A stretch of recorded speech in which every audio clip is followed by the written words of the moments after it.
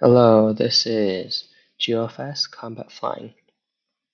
Today we'll be doing a landing tutorial on the carrier with a Hornet.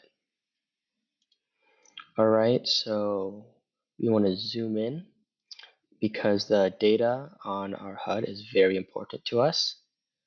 Also pay attention to this part in case you've missed something I say, you'll see where the settings are. Alright, so we're not landing directly from the carrier approach option, because we're trying to teach you how to do a carrier landing if you've been flying before. So we should be going at 60% power, which is pressing the button number 5, and we're just going to be flying over the carrier. Notice our altitude needs to be between 500 and 1,000.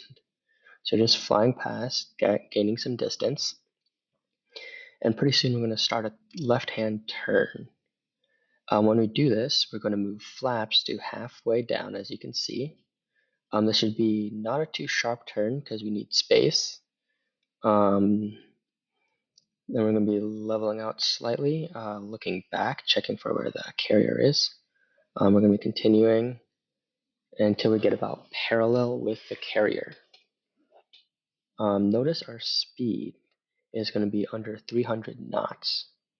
So we're going to be flying just to make some distance. Continuing on, notice your altitude will fluctuate a little bit. That's okay. Again, just checking back every now and then to see what distance. As you can see, when the tip of the plane is about lines up with the carrier, you don't want to start your turn. When you start your turn, you want to bring your flaps down to full. Bring your power setting to 40%, so that's the number 3 button. We're going to level out a little bit because we did not time the turn perfectly, which is okay. So we're going to continue going straight. We're decreasing our altitude to around 500. And then we're going to start a gentle turn. As you notice, our speed is decreasing. And we know that this is not going to be a perfect turn. So we're not going to turn quite all the way. We're going to be at a slight angle. So then we can correct at the last second. As you can see, we're losing altitude. Our speed is dropping.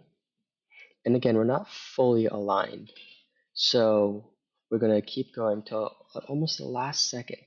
Now this is a good time to drop your gear and your tail hook. Now we're lining up. As you can see, it's not perfectly aligned, so we're going to go a bit further.